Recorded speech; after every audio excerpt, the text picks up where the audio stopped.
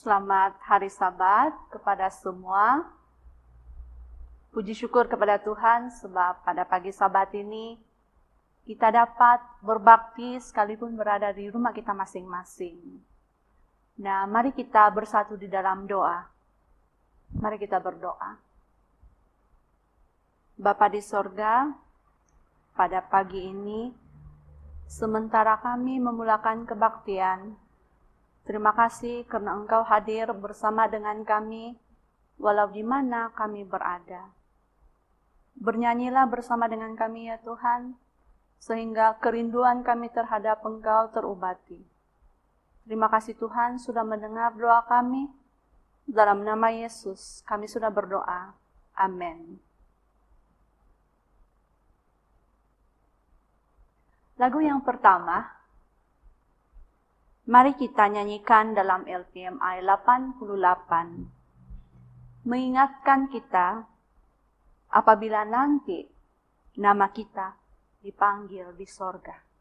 Bila nama dipanggil di sorga, LPMI 88.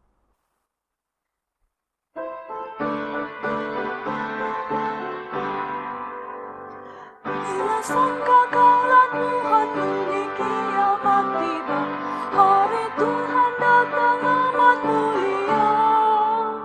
Bila orang saleh di seberang dikumpulkan, dan nama dipanggil aku di sana. Bila namaku dipanggil di seberang sana di sorga, aku harus bersedia. Bila nama dipanggilku di sana, mari kita kerja bagi Tuhan setiap hari. Mari kabarkan hal kebangkitannya.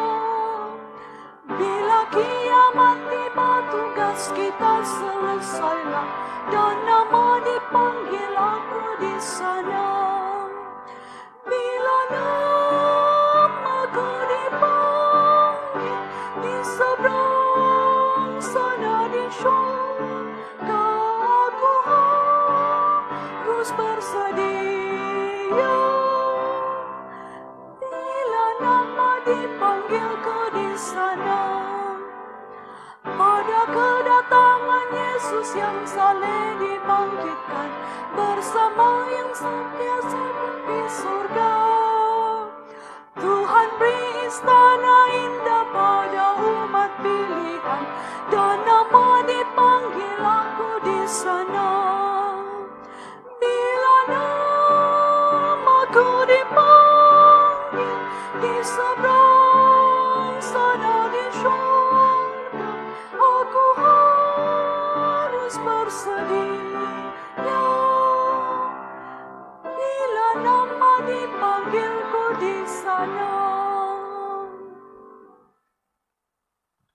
Sebagai lagu yang kedua, mengingatkan kita untuk menyembah satu-satunya Tuhan yang kita kenal dari dahulu, kini, dan selamanya. Mari kita nyanyikan dalam LPMI nomor yang pertama, Sembahlah Tuhan.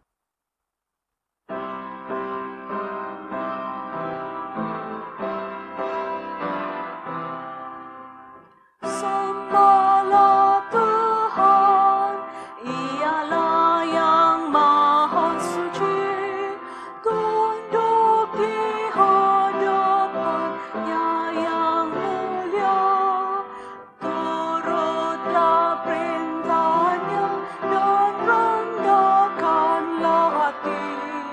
Sembah sujudlah Tuhan namanya. Bawa bebanmu dan letakkan di kakinya. Ia mau pikul itu bagimu. Engkau dihiburnya, doamu dijawabnya, dan memimpinkan langkahmu selalu.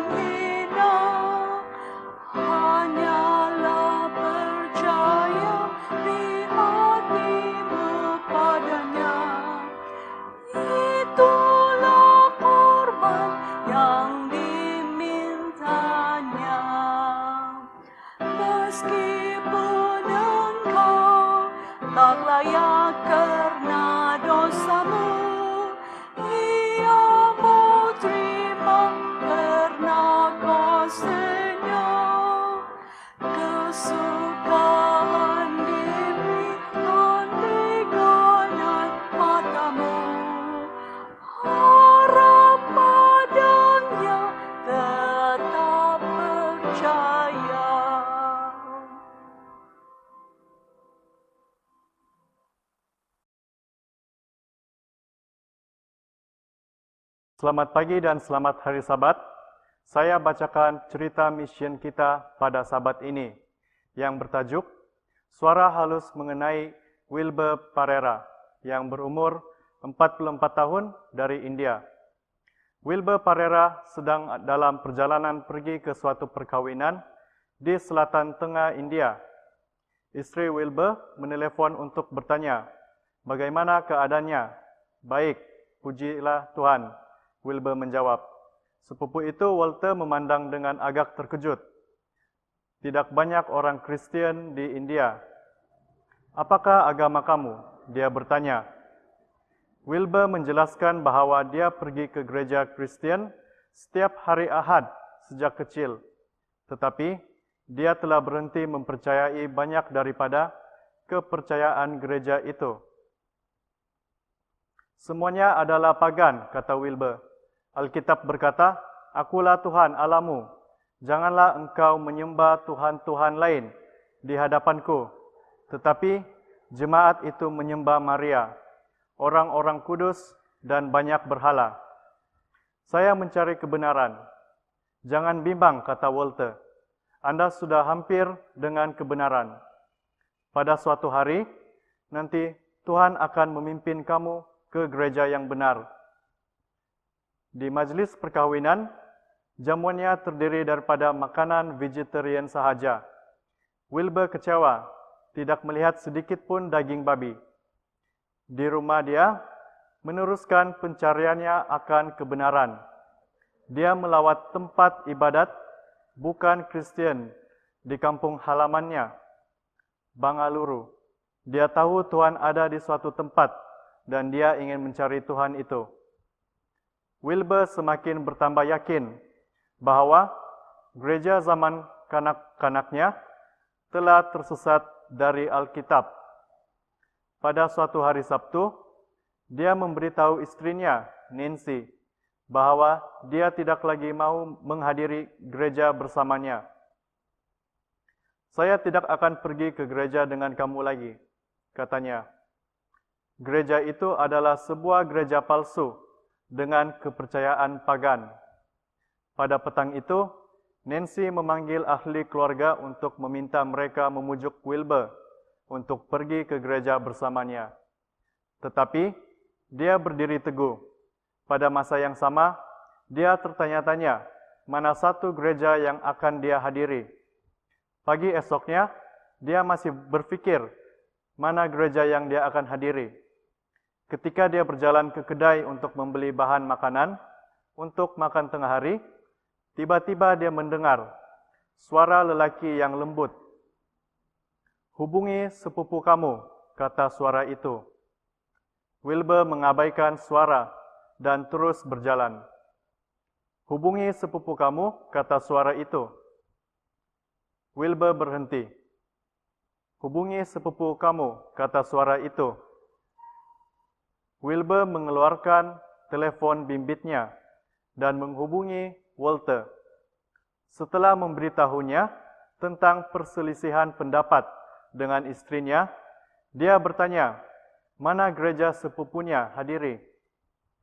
Saya pergi ke gereja Seventh-day Adventist, jawab Walter. Wilbur telah melihat papan tanda gereja Adventist, tetapi tidak tahu apa-apa tentang denominasi itu. Walter mengatur pengajian Alkitab selama 3 hari pada minggu itu. Sabtu yang berikutnya, Wilbur pergi ke High Street Seventh-day Adventist English Church. Dia sangat menyukai belajar Alkitab dalam kelas sekolah Sabat. Nancy menantang kepercayaan baru Wilbur. Dia bertelaga dengannya setiap hari. Tetapi, dia memerhatikan dengan agak terkejut kerana gaya hidup Wilbur perlahan-lahan berubah. Dia suka kerana Wilbur tidak lagi merokok dan minum alkohol.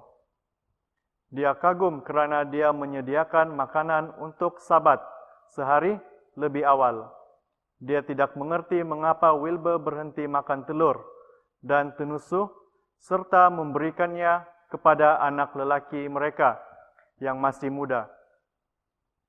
Wilbur menjelaskan bahwa dia mahu menghormati Tuhan dalam semua tindakannya, termasuk dengan memelihara hari Sabat dan memperlakukan tubuhnya sebagai bait Tuhan. Nancy harus mengakui bahwa kesehatan Wilbur lebih baik daripada kesehatan dirinya. Dia mengalami sakit leher yang kronik. Apabila gereja Seventh-day Adventist menganjurkan klinik kesehatan percuma, Wilbur mengundang Nancy untuk pergi bersamanya dan belajar tentang kesehatan yang baik. Nancy terkesan apabila mendengar seorang dokter menggambarkan hubungan rapat antara kesejahteraan fisikal dan rohani. Itu adalah ide baru baginya. Kembali ke rumah, dia dengan gembira memanggil kawan-kawan untuk memberitahu mereka mengenai klinik itu. Sabat berikutnya, dia menolak jemputan untuk pergi ke gereja, tetapi membenarkan Wilbur membawa anak lelaki mereka untuk kali pertama. Budak itu menyukai sekolah Sabat kanak-kanak, cerita anak-anak di gereja, dan makanan persahabatan selepas itu.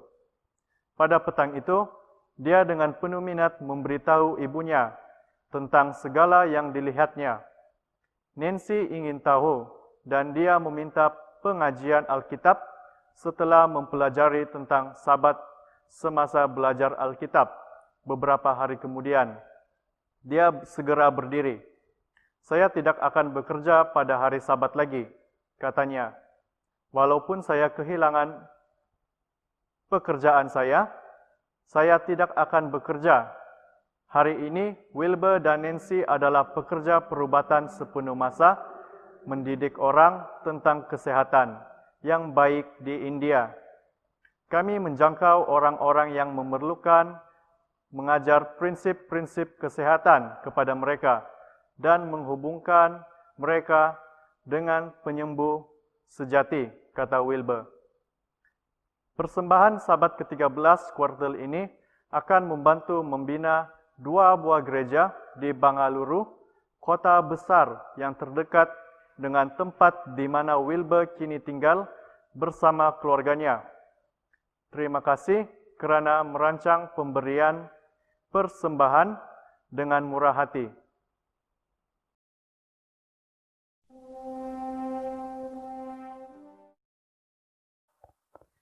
Shalom, selamat pagi dan selamat hari Sabat kepada semua penonton Tingkan Media. Kita bersama lagi pada kali ini dan saya mengucapkan terima kasih oleh sebab kebersamaan Anda untuk kebaktian Sabat, walaupun kita belum dapat berbakti bersama-sama di gereja karena kita masih dilanda pandemik COVID-19. Walaupun begitu, mari kita katakan puji dan syukur kepada Tuhan sebab berkat-Nya yang selalu kita nikmati di dalam kehidupan kita sehari-hari. Dari dahulu, kemarin, hari ini, sampai Maranatha. Untuk perbincangan atau diskusi pelajaran Sekolah Sabat yang ke-7 dalam kuartal yang ke-4 tahun 2020 ini, bersama dengan saya perkenalkan Elder Robert Yongijal, Penetua Gereja SD Parapat Darat. Apa kabar? Syukur, puji Tuhan, sehat walafiat. Terima kasih. Dan seterusnya Elder Jaibiogo, Penetua Wanita dan Keluarga Gereja SD Parapat Darat. Apa kabar? Puji Tuhan, sehat saja. Syukur karena semua kita dalam keadaan sehat walafiat.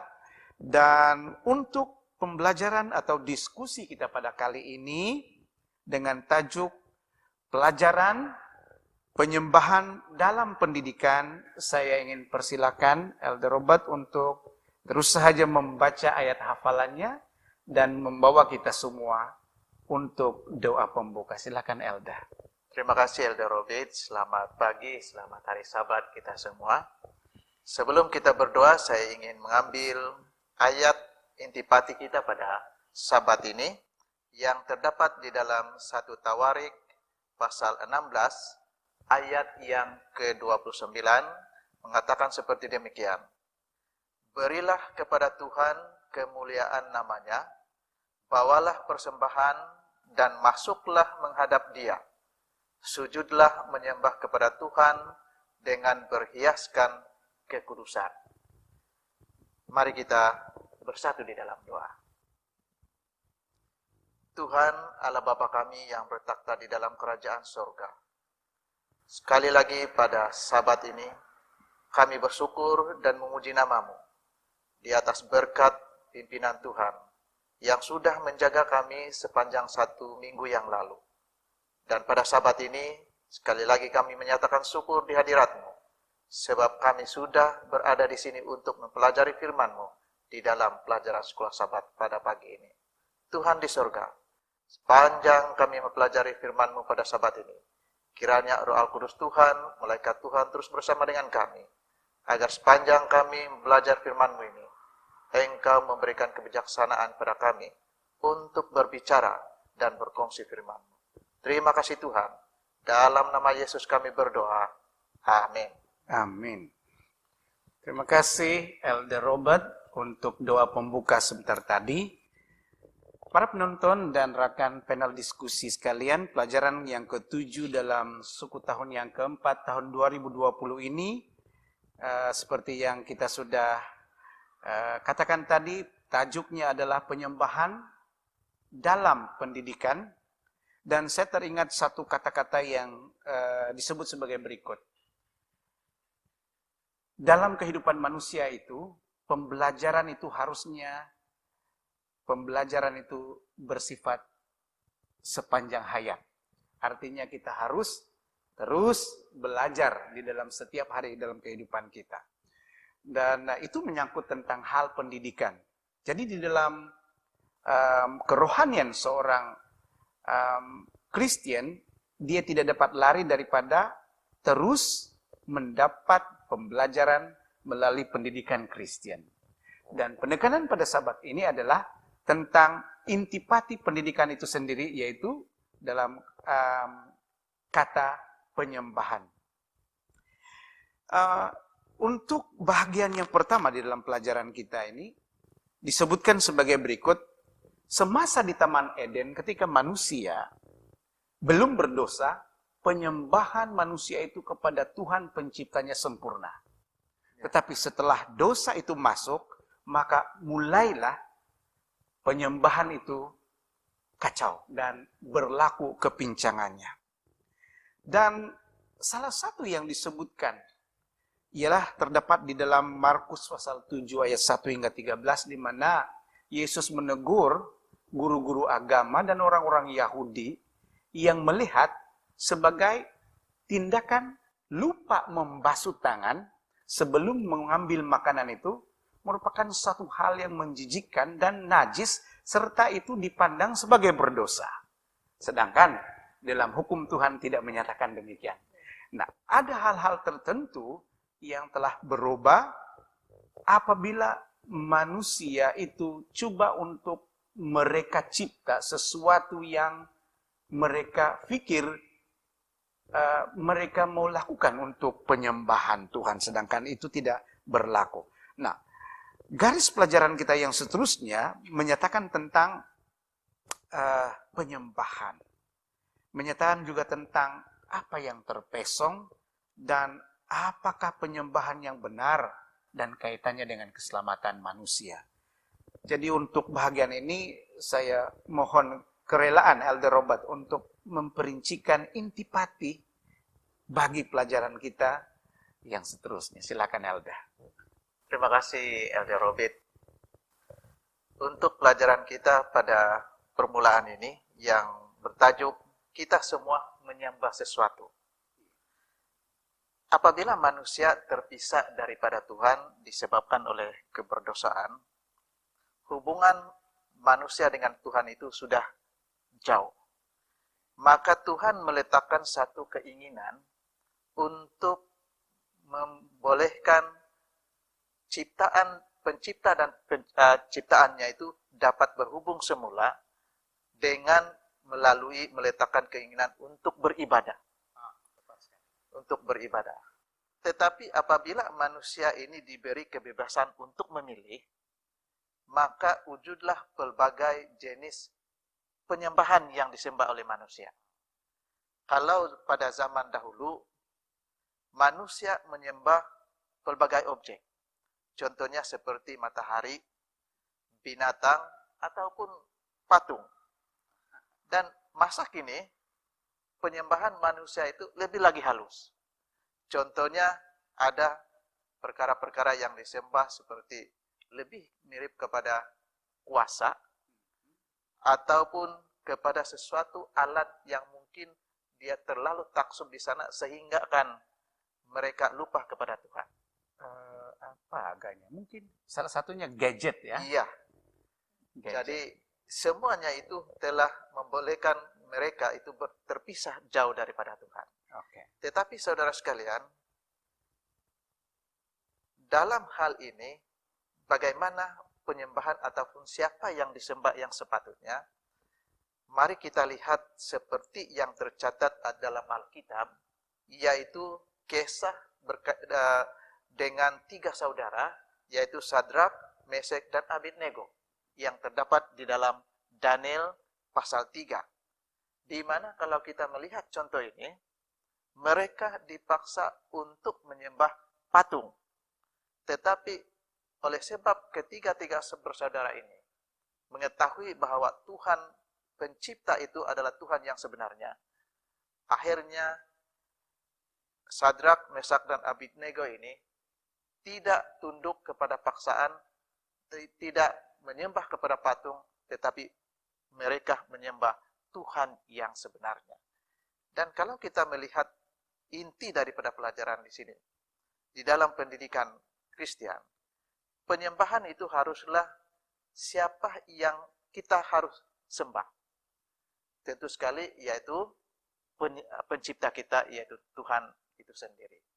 Jadi saudara sekalian, seperti terdapat di dalam Mazmur pasal 84 ayat yang kedua mengatakan, Tuhan itu begitu rindu untuk memanggil semula ciptaannya, sehingga dia menyatakan supaya ciptaannya itu beribadah kepada Tuhan. Terima kasih Elder. Terima kasih. Dalam Wahyu ada turut menyatakan dalam ayat yang ke-6 tentang amaran Tuhan ya. Kemudian dia melihat, Yohanes melihat malaikat terbang di tengah langit membawa Injil kekal dan disampaikan kepada penghuni bumi. Dia kata, takutlah akan Allah dan muliakan Dia, karena telah tiba saat penghakiman, sembahlah yang menciptakan langit dan bumi. Jadi ternyata kita harus menyembah kepada Tuhan yang pencipta langit dan bumi dan segala isinya. Terima kasih, tuntas sekali penerangan Elder Robert untuk bahagian yang pertama itu. Kita pergi terus dalam menyelusuri poin-poin penting dalam pelajaran sekolah sahabat kita. Baik, Elder Jaibi, penyembahan yang benar perlu disampaikan melalui pendidikan Kristen ya. Itu sudah semestinya kan? Banyak kaidah boleh digunakan agar generasi kita di masa depan masih dapat mengerti dan menguasai apakah penyembahan yang benar. Dan tentu sekali dalam Alkitab, dalam Mazmur pasal 78 ayat 1 hingga 17 dan juga dalam Wahyu pasal 14 ayat 12 ada menyebutkan hal-hal ini. Jadi barangkali Elder boleh perjelaskan intipati ayat-ayat ini, silakan. Terima kasih, selamat sahabat. Dalam pelajaran berikut kita dapat di sini bahwa tajuknya ialah umumkannya kepada anak-anak mereka. Kita tahu pada masa orang-orang Israel, salah satu alat yang mereka guna untuk menyatakan kebenaran Tuhan ialah nyanyian. Nyanyian, antara nyanyian yang ada ialah terdapat dalam Mazmur. Nyanyian Mazmur ini memainkan peranan sangat penting dalam kehidupan Israel. Mereka baca semua cerita perjalanan hidup mereka, mereka nyanyikan dengan musiknya sekali. Jadi dalam Mazmur ini, Mazmur merupakan himpunan yang tertulis puisi, dan lirik kepada lagu-lagu yang sampai sekarang kita masih nyanyikan. Antara sebab ini ialah anak-anak terutamanya mereka lebih senang memahami kalau dalam lagu. Walaupun sekarang, contohnya kalau kita nyanyi macam sekarang ada COVID kan, kita sudah bosan dalam dunia, banyak kesusahan. Kemudian kita ingat menyanyi, aku nyanyi bila aku teringat kesusahan pasti akan lalu. Nah, apabila kita menyanyikan lagu ini, kita akan di samping message itu sampai, kita akan terhibur. Dan begitulah kesannya dengan orang-orang Israel, terutama anak-anak mereka, di mana dicatat dalam Mazmur 78 ayat 1 sampai 17 mengenai kisah itu, mengungkapkan peranan pendidikan melalui nyanyian, pengajaran Asaf. Okay? Mereka ajarkan pada anak-anak Israel dan mengharapkan anak-anak mereka ini juga mengajar kepada keturunan mereka juga. Dalam ayat 7 khususnya dinyatakan bahwa nyanyian ini ataupun message itu disampaikan supaya mereka menaruh kepercayaan kepada Allah dan tidak melupakan perbuatan Allah tetapi memegang perintah-perintahnya. Jadi di sana juga dia menekankan jangan mereka mengulangi kesilapan nenek moyang dulu. Kita tahu bahwa orang Israel, nenek moyang mereka sudah silap juga, gagal berpegang kepada Allah, berpegang teguh kepada Tuhan. Jadi tujuan pelajaran ini ialah supaya anak-anak akan belajar mempercayai Tuhan dan mematuhi hukumnya. Untuk kita sekarang, kita diingatkan hal yang sama, seperti yang tertulis dalam Wahyu 14 ayat 12. Ayat itu berbunyi, yang penting di sini ialah ketekunan orang-orang kudus yang menuruti perintah Allah dan iman kepada Yesus. Jadi hal yang sama, orang Israel diingatkan untuk memberitahu kepada keturunan-keturunannya. Kita juga sekarang diingatkan supaya kita lebih tekun sebagai orang kudus untuk menuruti firman Tuhan dan iman kepada Yesus. Itu saja, terima kasih. Kalau kita lihat pada penyampaian pendidikan pada zaman orang Israel dahulu, banyak menggunakan musik dan juga syair ya, yang menekankan intipati tentang Tuhan, memperkenalkan Tuhan pencipta, menekankan tentang bagaimana Tuhan berurusan dengan umatnya, tentang mempercayai Tuhan dan penurutan hukum kan. Jadi mungkin ya di masa modern sekarang ini kita boleh menggunakan hal-hal yang lebih kurang sama dan mungkin lebih canggih lagi untuk membolehkan pendidikan itu sampai kepada generasi yang modern ini. Terima kasih Elder Jaibi untuk penerangan bahagian itu. Nah, kita masuk kepada satu hal yang lebih menarik. Kita selalu mendengar malah banyak sekali pengkhotbah yang tidak serik-serik. Malah mereka melakukan banyak panggilan dengan menggunakan satu kalimat yang begitu. Allah itu roh, maka orang yang menyembah dia harus menyembahnya dalam roh dan kebenaran. Jadi ini adalah biasanya petikan yang diambil oleh banyak denominasi untuk menyatakan bagaimana bentuk perbaktian itu sebenarnya. Jadi Elder Robert, saya ingin mohon agar Elder Robert boleh membantu kita untuk memahami apakah dia yang disebut sebagai penyembahan dalam roh dan dalam kebenaran ini bersesuaian dengan ayat-ayat yang terdapat dalam Yohanes pasal 4 ayat 7 hingga 26 dan tulisan Ellen G. White The Desires of Ages muka surat 189. Terima kasih sekali lagi Elder. Baik, dalam pelajaran kita yang selanjutnya ini kita boleh lihat atau boleh merujuk di dalam Yohanes pasal 4 bermula ayat yang ke-7 sehingga ayat yang ke-26. Cuma saya akan ringkaskan di sini tentang apa yang terkandung di dalam ayat ini. Ini adalah mengisahkan perbincangan di antara Yesus dengan seorang wanita Samaria yang secara kebetulan wanita Samaria ini sedang menimba perigi atau mengambil air di dalam perigi.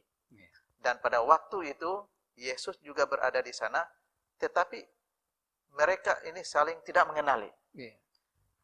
Dan apabila mereka sudah berbicara dan terus akhirnya di dalam ayat ini mengatakan bahwa wanita Samaria ini telah mengenali Yesus itu sebagai Mesias dan juga adalah kebenaran. Baik, apa yang saya nak tekankan di dalam pelajaran yang terdapat di dalam Yohanes pasal 4 ayat 7 sehingga 26, ada dua perkara utama yang sangat ditekankan di sini, yaitu yang pertama ialah roh dan yang kedua adalah kebenaran. Kebenaran. Baik.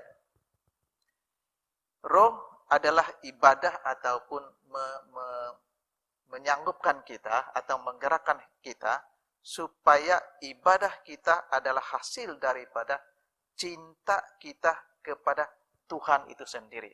Ataupun kasih kita kepada Tuhan dan mungkin kita mengalami pengalaman pribadi. Seperti yang berlaku dengan wanita Samaria ini, walaupun dia tidak mengenali siapa itu Tuhan yang sedang dia berbicara, tetapi akhirnya apabila dia mengetahui bahwa Yesus itu adalah Mesias, akhirnya dia percaya sebab itu adalah gerakan ataupun pekerjaan roh. Yeah. Kemudian yang kedua ialah dari kebenaran. Okay. Baik. Bila dia mengetahui bahwa Yesus itu adalah Mesias, mengenali Tuhan, apa yang perlu dia lakukan. Kemudian ibadah yang sejati adalah hasil daripada kita mengetahui dan juga harus kita mentaati.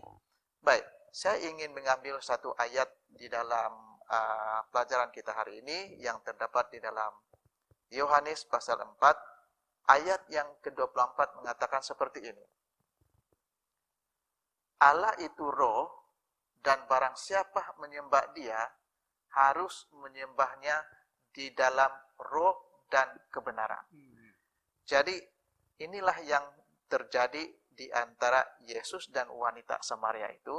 Apabila wanita Samaria itu mengenali Yesus, maka dia mengenali dan dia menurut apa yang difirmankan ataupun apa yang dikatakan oleh Yesus itu sendiri. Jadi di sini kita melihat bahwa wanita itu berlaku atau peristiwa itu berlaku pada waktu mereka berada di perigi. Akhirnya wanita Samaria itu menurut atau mengikuti Yesus. Satu penjelasan yang cukup baik daripada Elder Robert mengenai pengalaman wanita Samaria bertemu Yesus di perigi Yakub. Yakub. Dan jadi kita dapat simpulkan Elder JB bahwa dari penerangan tadi, dalam roh bermaksud kita menyembah Tuhan itu karena kita mengasihi Tuhan.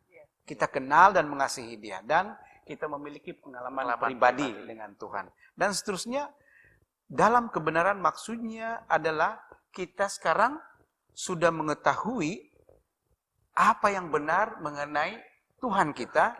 Dan kita tahu apa yang Tuhan kehendaki untuk kita lakukan dalam kehidupan kita.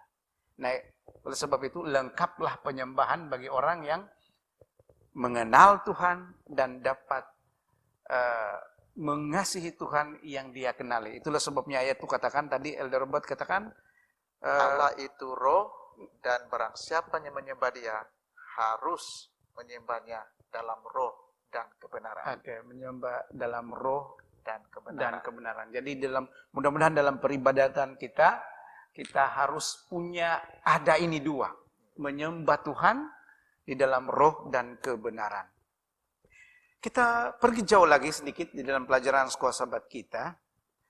Ada satu peristiwa yang dicatatkan di dalam 1 Tawarik pasal 16 ayat 1 hingga 36, panjang ayat ini. Tapi ini adalah kisah bagaimana Raja Daud memimpin bangsa Israel untuk melakukan pujian dan penyembahan dan perbaktian kepada Tuhan. Nah, untuk bahagian ini saya persilakan sekali lagi Elder JB untuk memberikan kepada kita intipati daripada bahagian pembelajaran kita yang seterusnya ini. Terima kasih. Dan pelajaran hari Rabu ini menyatakan mengenai keindahan kekudusan, dan seperti yang dikatakan oleh Elder Robert tadi, terdapat dalam 1 Tawarik 16 ayat 1 sampai 36. Dalam kisah ataupun catatan dalam Tawarik tersebut, kita simpulkan bahwa tempat penyembahan mereka orang-orang Israel dahulu ialah kemah suci saja. Oke? Kemah suci ialah tempat di mana orang-orang Israel boleh bersama-sama dengan Tuhan. Tempat Tuhan tinggal bersama Israel purbakala. Dan tempat ini juga tempat untuk rencana keselamatan dinyatakan. Oke? Kalau sebelum itu manusia boleh bercakap direct kepada Tuhan. Tapi pada masa peristiwa di dalam Tawarik ini, mereka sudah ada membina tempat penyembahan, yaitu di kemah sahaja. Okay? Dalam pendidikan penyembahan, kita harus menyatakan Yesus. Okay? Kalau dulu di dalam tempat kemah suci itu, mereka menyatakan Tuhan. Mereka belum cakap mengenai Yesus. Okay? Hanya Tuhan saja yang mereka katakan, tetapi sebenarnya pada masa yang sama mereka menyatakan Yesus dan rencana keselamatan. Okay? Rencana keselamatan yang telah direncanakan oleh Tuhan, yang mati untuk menembus dosa manusia. Okay? Jadi Tuhan itu layak menerima pujian dan penyembahan. Dalam ayat 29 ditekankan bahwa berilah kepada Tuhan kemuliaan namanya, bawalah persembahan dan masuklah menghadap Dia, sujudlah menyembah kepada Tuhan dengan berhiaskan kekudusan. Oke, orang Israel purba di tengah-tengah bangsa yang lain, mereka ini bangsa-bangsa yang lain itu mengamalkan kejahatan seperti penyembahan berhala dan sebagainya. Mereka di tengah-tengah. Walau bagaimanapun Tuhan mengharuskan mereka menjadi sebuah negara yang suci. Okay? Suci dalam hati dan juga dalam pikiran. Inilah yang memberikan makna dan keindahan ibadah mereka di hadapan Tuhan. Jadi ini adalah cabaran orang-orang Israel dahulu, dan para nabi berulang-ulang mengingatkan mereka untuk ataupun para nabi itu menentang umat yang menyembah Tuhan pada masa yang sama terlibat dalam aktiviti duniawi. Mereka aktiviti duniawi ini membawa kepada kemerosotan kerohanian dan mengheret mereka jauh daripada Tuhan. Kita tahu cerita orang Israel, memang ada banyak mereka yang sudah jatuh kan. Jadi dalam pelajaran ini hal yang sama kita dapat pelajaran di sini sekarang, bahwa kita harus menyembah Tuhan dengan suci dalam hati dan pikiran dalam penyembahan kita. Jangan terlibat dalam sebarang aktiviti dunia yang nampaknya seronok, menguntungkan, menggembirakan, tetapi boleh mengheret kita kepada kejatuhan. Inilah pelajaran yang saya lihat di dalam pelajaran ini. Penerangan itu sudah tuntas. Bagaimanapun masih ada sedikit untuk kita ulang sedikit ya, supaya kita dapat memberikan diri kita kepahaman yang lebih utuh. Pertama, dalam penyembahan orang-orang Israel itu, mereka melakukannya dengan berpusatkan kepada kemah suci dan tabut perjanjian. Jadi, Elder Robert, yang kemah suci dan juga tabut perjanjian itu adalah gambaran kepada kemah suci dan juga tabut perjanjian yang ada di sorga ya. Jadi maksudnya pusat kepada penyembahan mereka itu adalah kesucian di mana Tuhan ada di dalamnya. Jadi maknanya Elder Robert tidak salah kalau kita buat satu garis kata seperti ini, bahwa di dalam penyembahan itu kalau fokus kita lari daripada Tuhan, artinya ada sesuatu yang kurang di dalam penyembahan ini ya.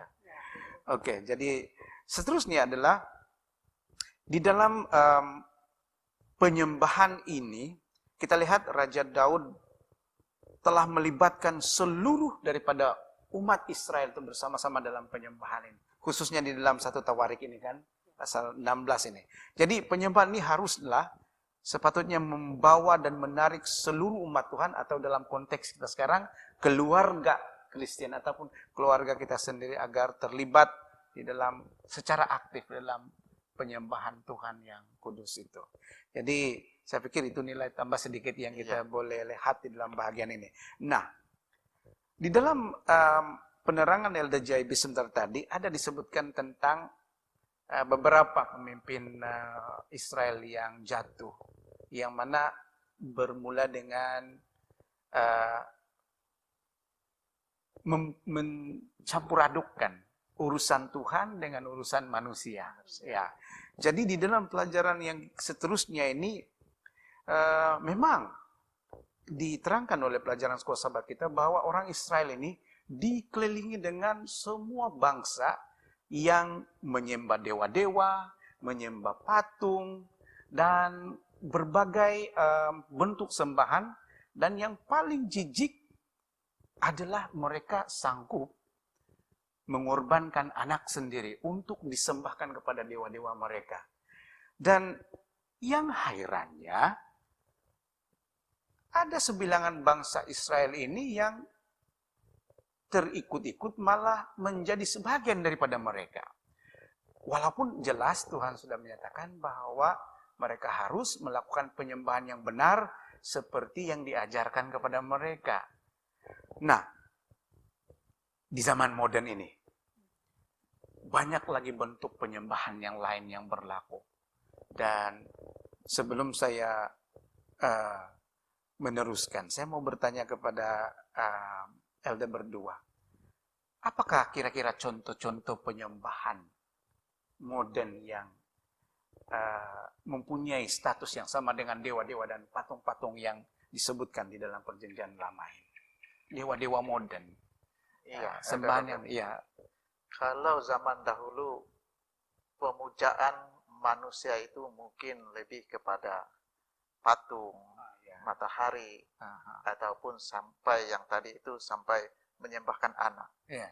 Tetapi pada zaman sekarang ini, yang zaman modern ini, saya melihat dia lebih halus lagi. Macam mana yang halus itu?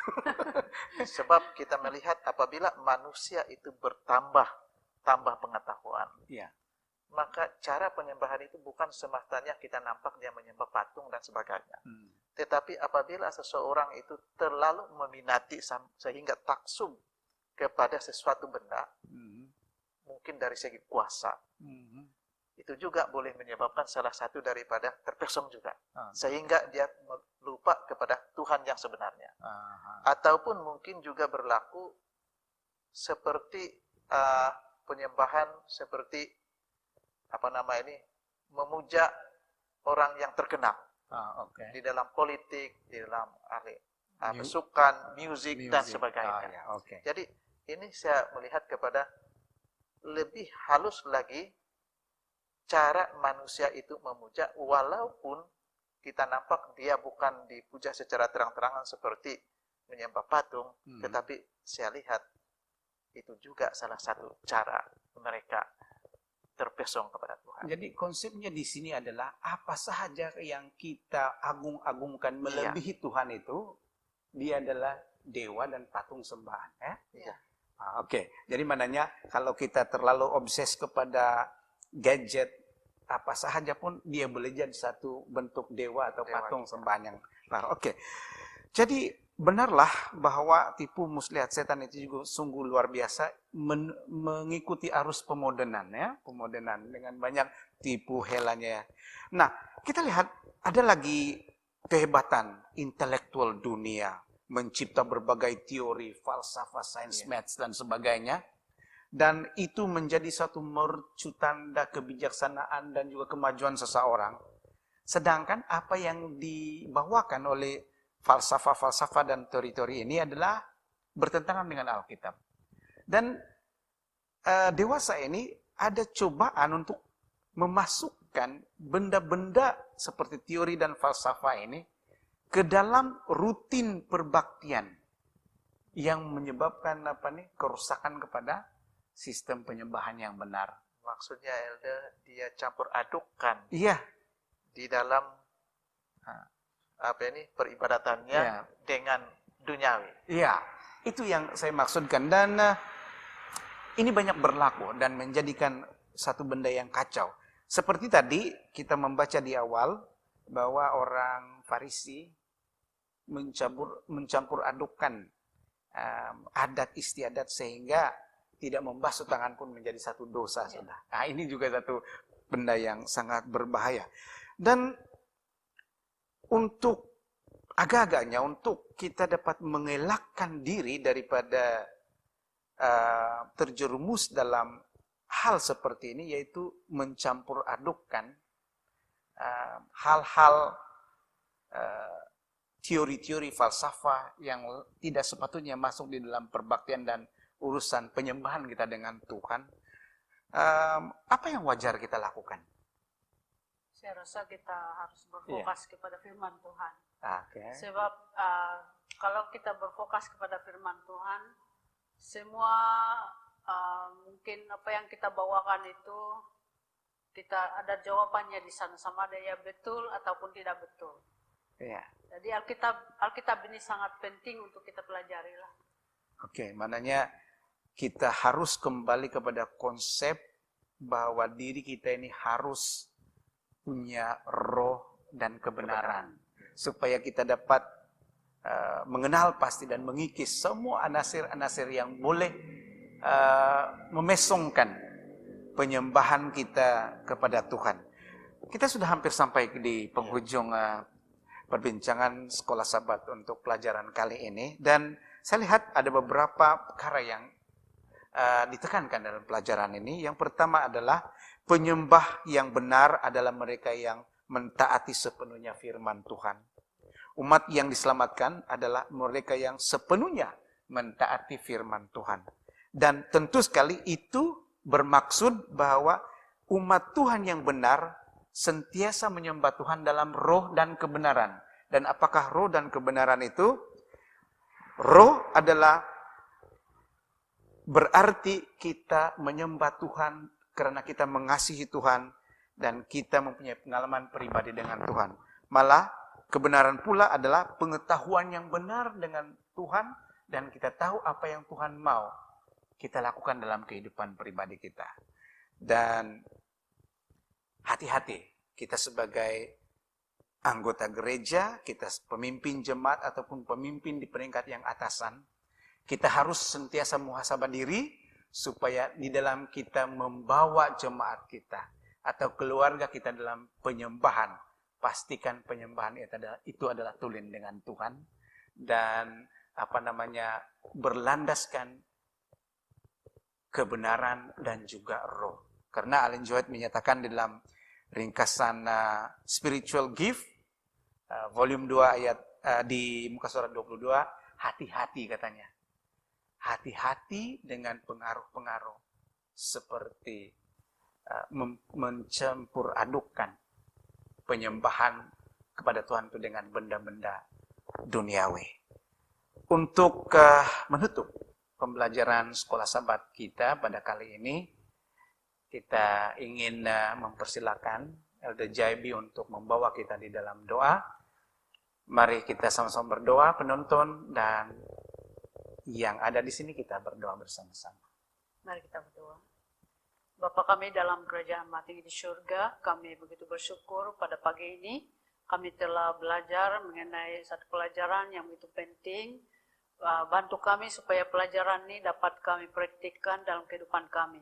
Apabila kami mengenal Tuhan, kami tidak terpesong dari segala gejala-gejala yang sedang bermaharajalela di sekeliling kami, dan kami dapat pendidikan yang betul melalui firman Tuhan, dan kami dapat sampaikan kepada setiap anak-anak dan juga keturunan-keturunan yang lain, supaya mereka juga mengenal siapakah Tuhan, dan siapakah yang Tuhan mereka muliakan, yaitu Tuhan yang telah kami sembah, seperti yang terjadi pada zaman Israel dahulu sampai pada masa sekarang.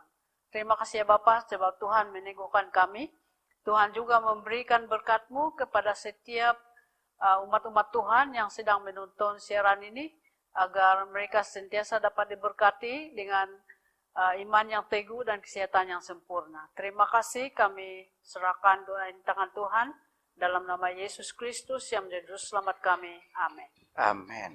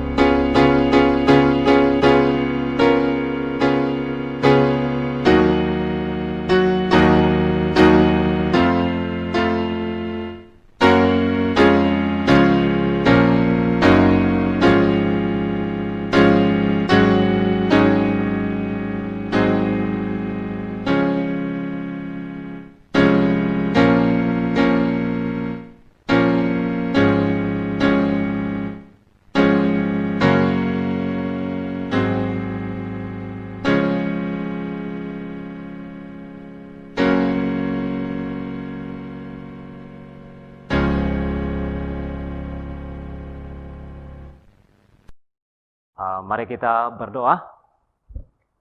Ya Tuhan, Allah Bapa kami di surga, kami mengucap syukur dan terima kasih karena Tuhan telah memberkati dan melindungi kami semua sepanjang minggu ini, sehingga pada Sabat ini Tuhan, sekali lagi kami dapat datang di hadirat-Mu. Tuhan di surga, saya berdoa khusus untuk penyampai khotbah kami pada Sabat ini. Biarlah Engkau memberkati dia, supaya dia boleh berbicara, dia boleh berkata-kata, dan pelajaran ini satu pelajaran yang baik untuk kami semua, supaya walaupun kami di dalam keadaan gini, tetapi Tuhan tetap menyertai kami, dan pelajaran itu satu kegunaan kami dalam kehidupan kami. Tuhan di sorga, terima kasih, sebab Engkau telah memberkati doa ini, dan memberkati kami kepada para pendengar, agar kami sama-sama dapat dihibur oleh Tuhan. Tuhan di surga, terima kasih. Dalam Yesus kami berdoa. Amin.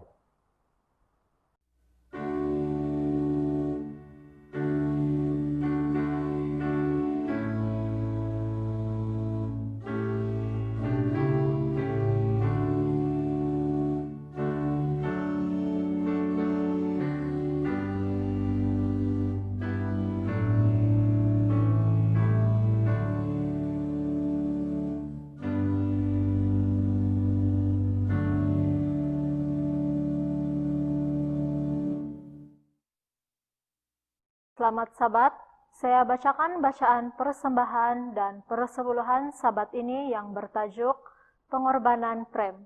Setelah Prem menyelesaikan latihannya dalam bidang perubatan, dia membuat keputusan untuk hidup dengan upah yang kecil di sebuah pekan terpencil di India sebagai perintis misi global.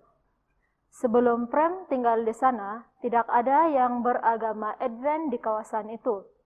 Hospital terdekat adalah sejauh 7 jam, jadi Prem menggunakan talenta yang dianugerahkan Tuhan kepadanya untuk melayani orang-orang sakit di pekan itu.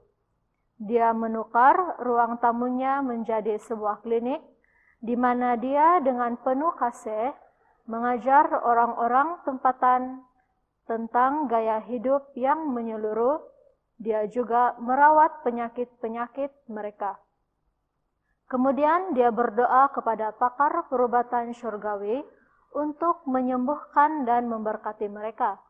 Melalui kata-kata dan perbuatan Prem yang penuh belas kasihan, ramai bekas pesakitnya sekarang ini datang pada setiap hari Sabat ke bangunan gereja tempatan.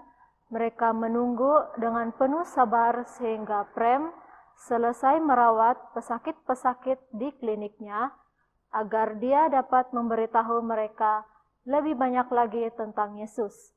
Kaidah Tuhan sendiri sudah cukup memberikan kejayaan sebenar dalam menjangkau orang-orang.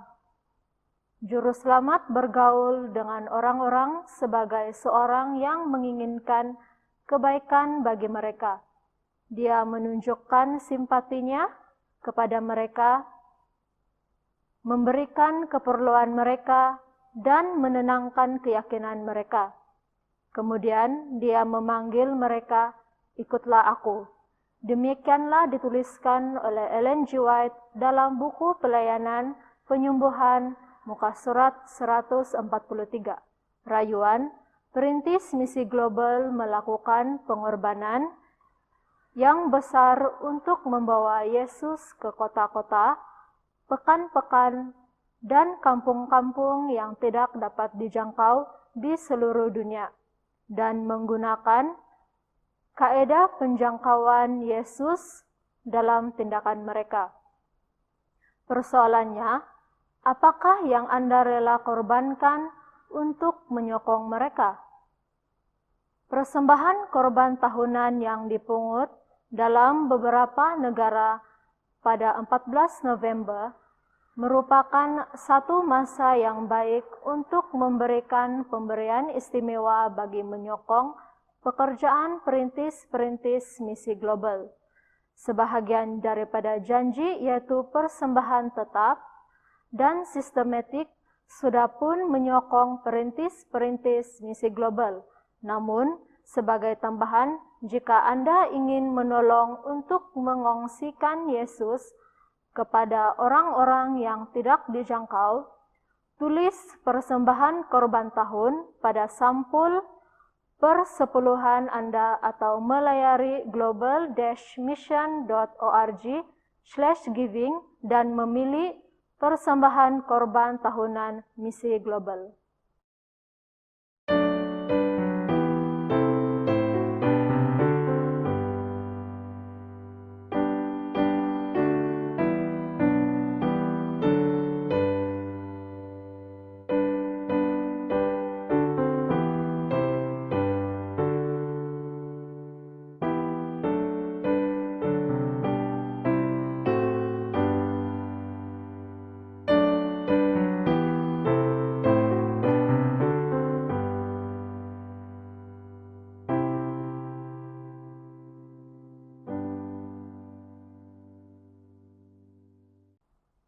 Mari kita berdoa. Ya Bapa kami yang berada dalam kerajaan syurga, kami bersyukur dan berterima kasih atas berkat yang Engkau telah curahkan kepada kami sepanjang pada minggu ini. Dan sebentar tadi kami telah mengutip persembahan dan persepuluhan. Moga Bapa ia dapat digunakan untuk pekerjaan-Mu agar lebih ramai lagi dapat mengenal-Mu ya Bapa. Kami berterima kasih dan bersyukur. Semua ini kami serahkan dalam nama-Mu, dalam nama Yesus kami berdoa. Amin.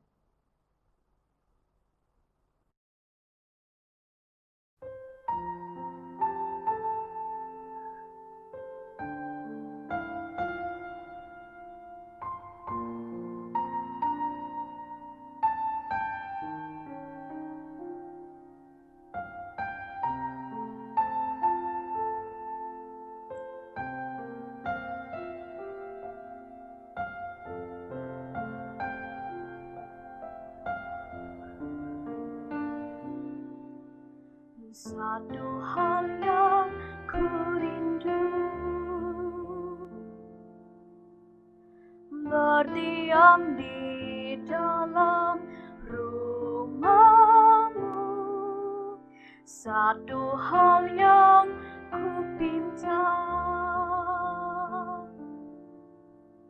menikmati bait-Mu Tuhan.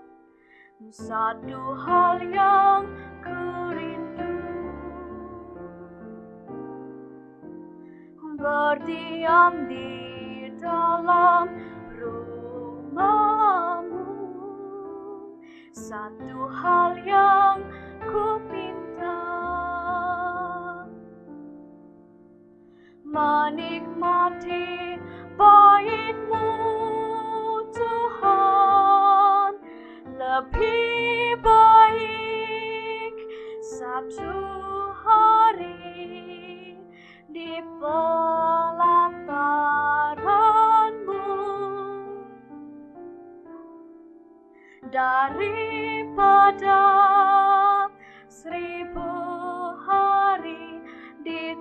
tempat lain.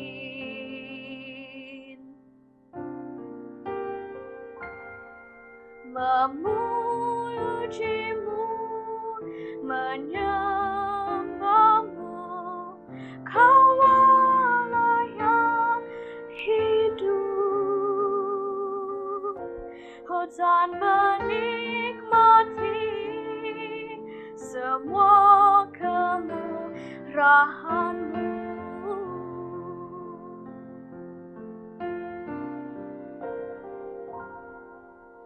Satu hal yang ku rindu, berdiam di dalam rumah-Mu. Satu hal yang ku pinta, menikmati bait-Mu Tuhan. Lebih baik satu hari di pelataran-Mu daripada 1000 hari di tempat lain.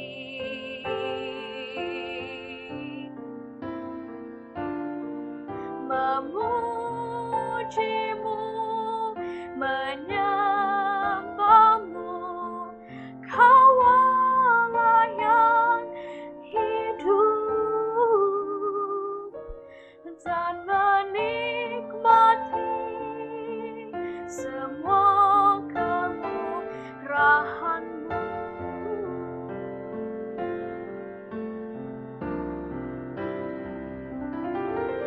Lebih baik satu hari di pelataran-Mu daripada 1000 hari di tempat lain.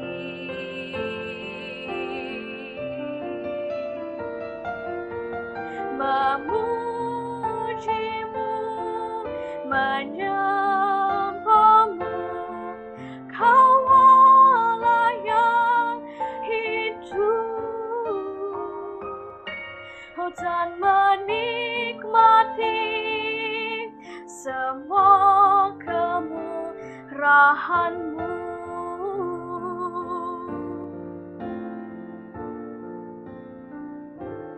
Dan menikmati semua kemurahan-Mu.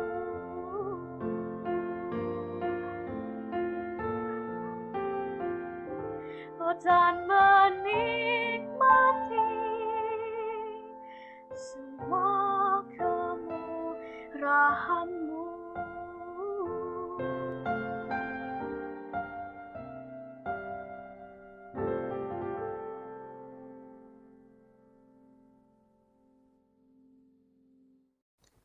Shalom, selamat hari Sabat saya ucapkan kepada semua anggota Gereja SDA Parapat yang sedang menonton kebaktian ini secara online.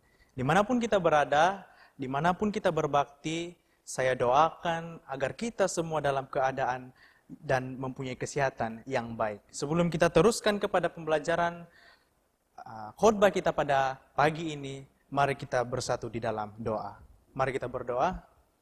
Tuhan Bapa kami yang bertakhta di dalam kerajaan syurga, puji dan syukur kami panjatkan kepadamu ya Tuhan, oleh karena berkat dan kasih-Mu.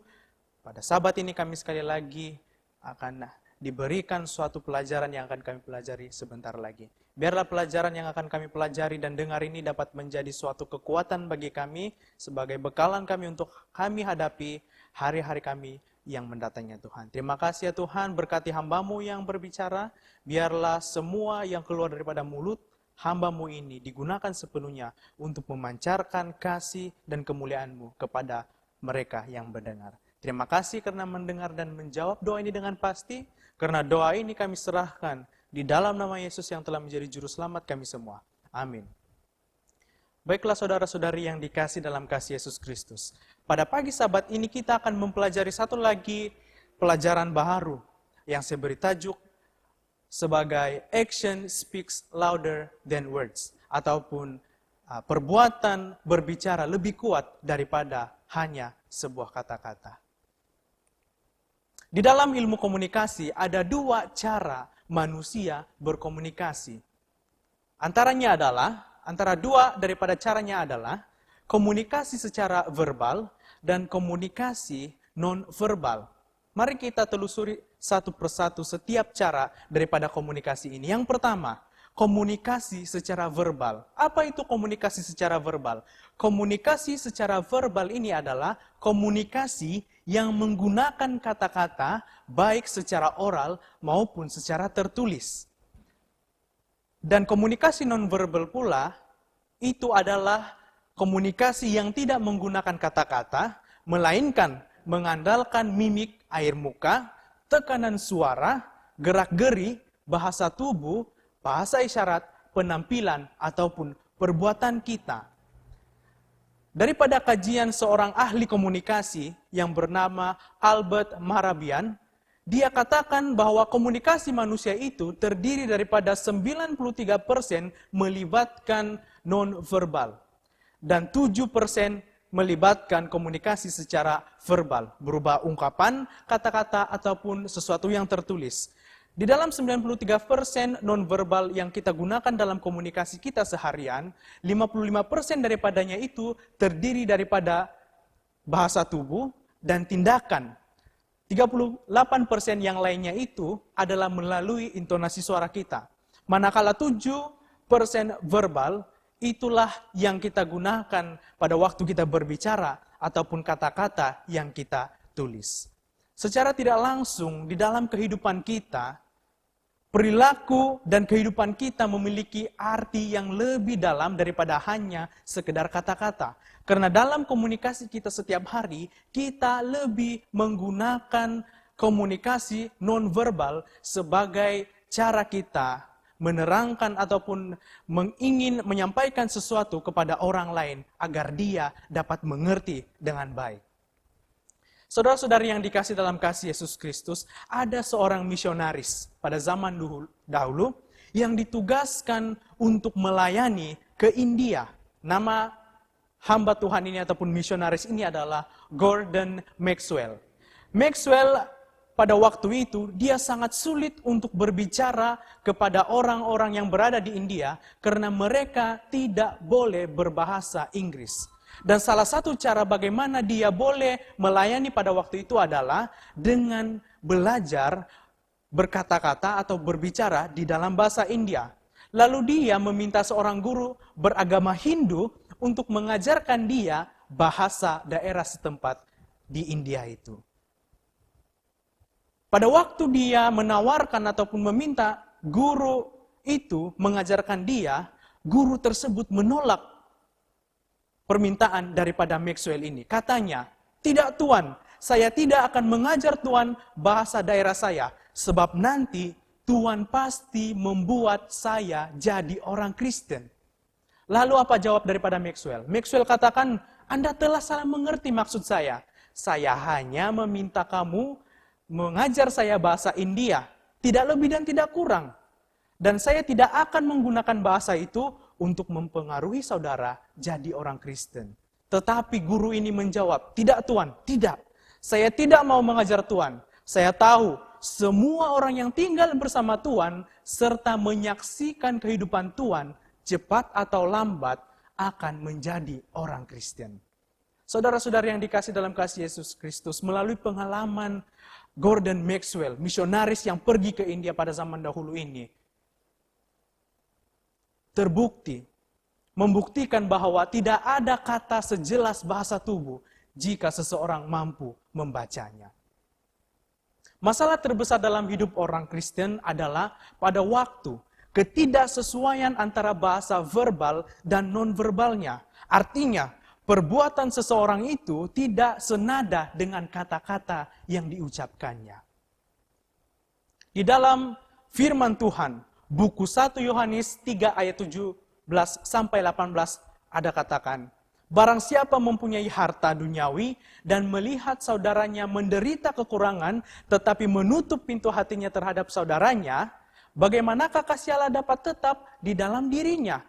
Anak-anakku, marilah kita mengasihi bukan dengan perkataan atau dengan lidah, tetapi dengan perbuatan dan dalam kebenaran. Saudara-saudara yang dikasih dalam kasih Yesus Kristus, kita semua diingatkan untuk saling mengasihi. Alkitab sering memberitahukan kepada kita untuk saling mengasihi sesama manusia.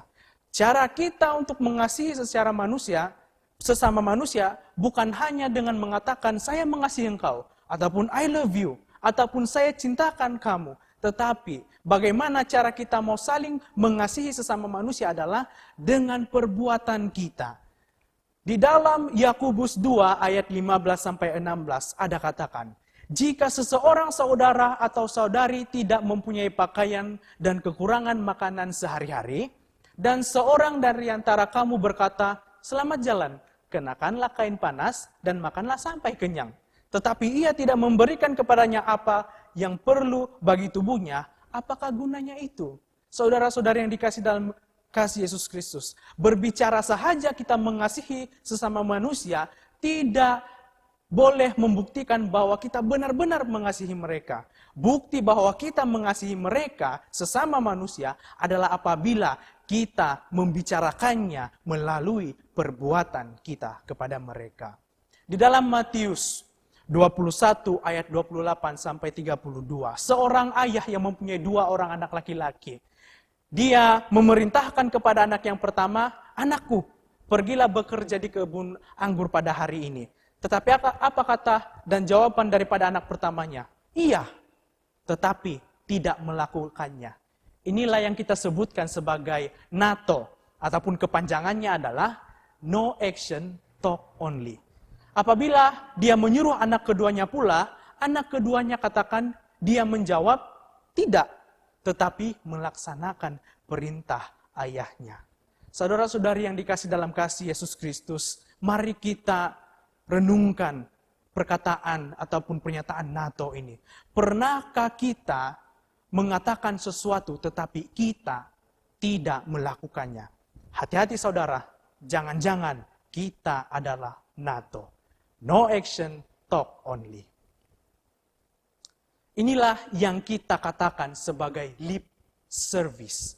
Banyak orang yang berbicara manis, tetapi perbuatannya atau tindakannya tidak semanis kata-katanya. Hati-hati saudara, perhatikan kata-kata yang kita ucapkan. Pastikan apa yang kita bicarakan, kita keluarkan kata-kata daripada mulut kita senada dengan perbuatan yang akan kita lakukan. Ada perbandingan bagaimana kehidupan Yesus di antara kehidupan Yesus dengan pemuka agama. Cara hidup pemuka agama penuh dengan kemunafikan. Yesus mengatakan kepada murid-muridnya, kita boleh tiru ataupun ikuti apa yang diajarkan oleh ahli Taurat, tetapi jangan pernah meniru atau mengikuti cara hidup mereka. Karena mereka hanya boleh mengajarkannya, tetapi tidak melakukannya. Adanya kesenjangan ataupun perbedaan antara kata dengan perbuatan membuat makna daripada pekabaran ataupun kata-kata yang kita sampaikan itu menjadi tidak jelas dan kabur. Cerita ini dapat kita baca di dalam Matius 23 ayat 1-4. Matius 23 ayat 13 katakan, celakalah kamu, hai ahli-ahli Taurat dan orang-orang Farisi. Hai kamu orang-orang munafik, karena kamu menutup pintu-pintu kerajaan sorga di depan orang. Sebab kamu sendiri tidak masuk dan kamu merintangi mereka yang berusaha untuk masuk dalam kerajaan sorga. Ketika ahli-ahli Taurat dan orang-orang Farisi ini mengatakan dan mengajarkan firman Tuhan, tapi mereka tidak melakukannya, mereka sudah menghilangkan kepercayaan orang-orang terhadap mereka. Makanya saudara, pada waktu kita mengajarkan firman Tuhan, pastikan apa yang kita ajarkan itu, kita juga hidupkan dalam kehidupan kita. Berbeda dengan kehidupan Yesus, kesaksian yang kita dengar dari para pendengar di dalam Matius 7 ayat 28 sampai 29. Dikatakan di sini, dan setelah Yesus mengakhiri perkataan ini, takjublah orang banyak itu mendengar pengajarannya, sebab ia mengajar mereka sebagai orang yang berkuasa, tidak seperti ahli-ahli Taurat mereka. Di dalam buku tulisan Nyonya Ellen G. White, Nyonya White, buku Education halaman 78 sampai 79 katakan, apa yang diajarkan oleh Yesus, dia hidupkan. Demikianlah dalam kehidupan Yesus, kata-katanya diperagakan. Dan lebih daripada itu, apa yang diajarkannya adalah dia sendiri. Kata-katanya merupakan ungkapan pengalaman hidupnya dan pernyataan tabiatnya. Inilah yang membuat pengajaran Yesus penuh kuasa. Pada waktu kita mau mengajarkan orang-orang tentang firman Tuhan, agar apa yang kita ajarkan itu berkuasa, marilah kita mengajarkannya itu kepada mereka dan kita juga melakukan dan mempraktekkan itu dalam kehidupan kita, agar itu menjadi suatu kuasa yang boleh mengubah hidup seseorang. Action speak louder than words. Prinsip ini bukan sahaja berlaku dalam kehidupan jasmani dan sosial, tetapi juga dalam upaya kita untuk mengabarkan Injil. Banyak orang yang telah menolak untuk mengikut Yesus. Sebab apa? Karena mereka melihat kehidupan orang Kristen yang tidak sesuai dengan apa yang mereka imani dan percayai. Sebaliknya, banyak orang yang sudah mengabarkan Injil bukan lewat khotbah ataupun pembicaraan, tetapi lewat kehidupan mereka, melalui perbuatan mereka, karakter mereka. Penginjil-penginjil inilah yang kita sebut sebagai silent preacher.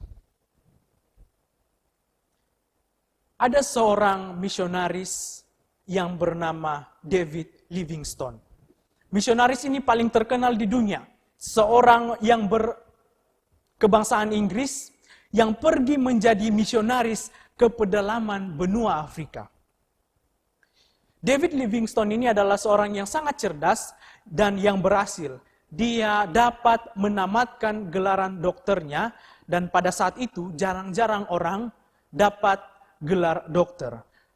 Karena dokter merupakan profesi yang paling dihargai orang dan paling mudah untuk mencari uang.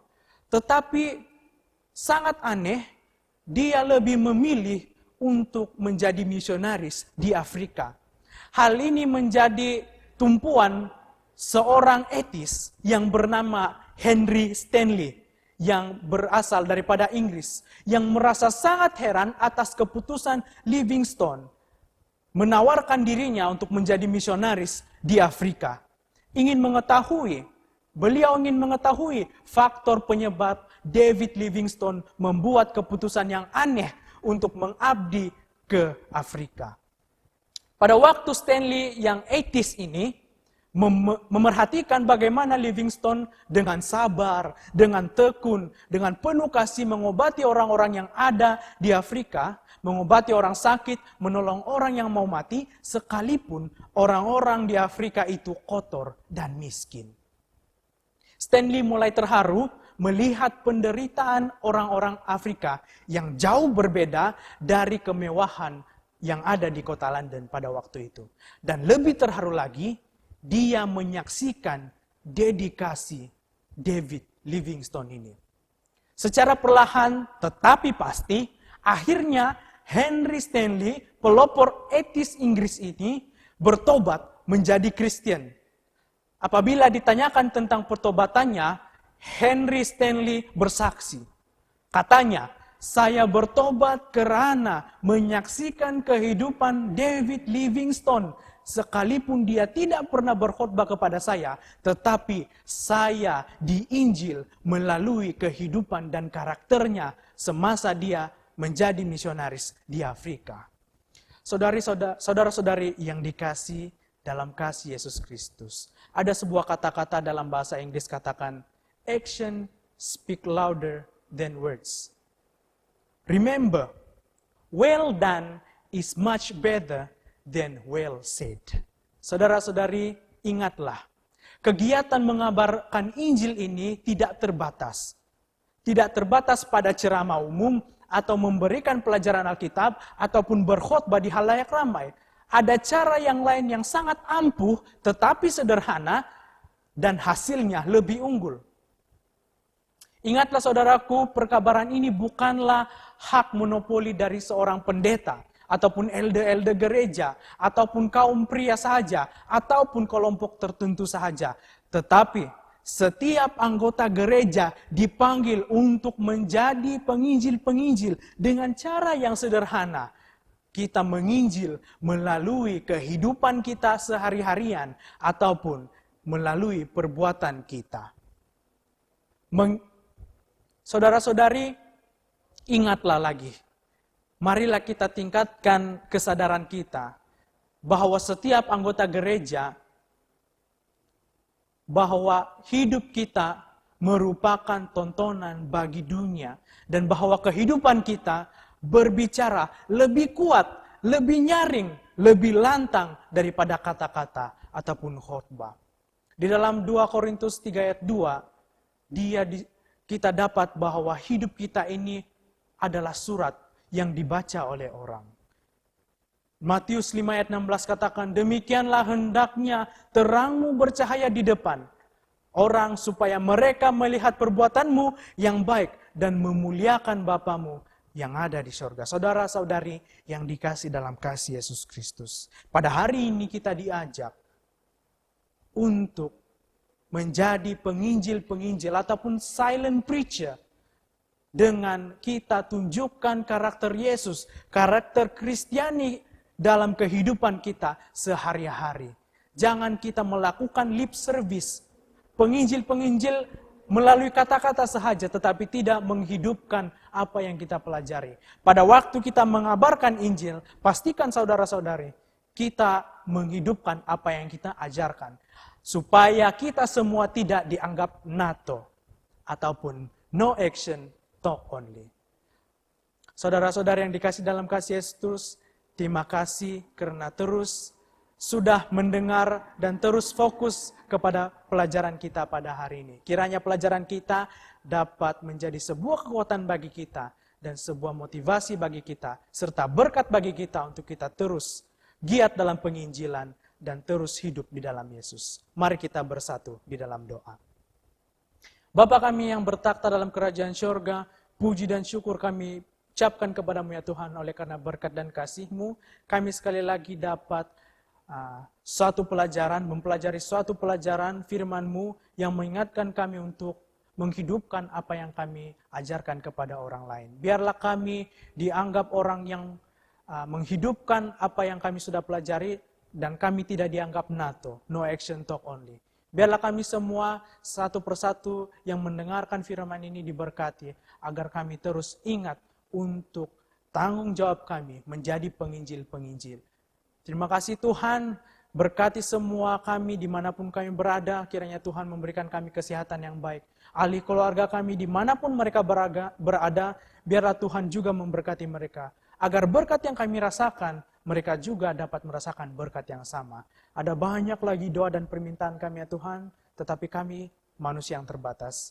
Kiranya Engkau mengampuni ataupun mencukupi segala keperluan dan kekurangan yang ada pada kami. Doa dan harapan ini kami serahkan dalam nama Yesus yang telah menjadi juru selamat kami semua. Amin.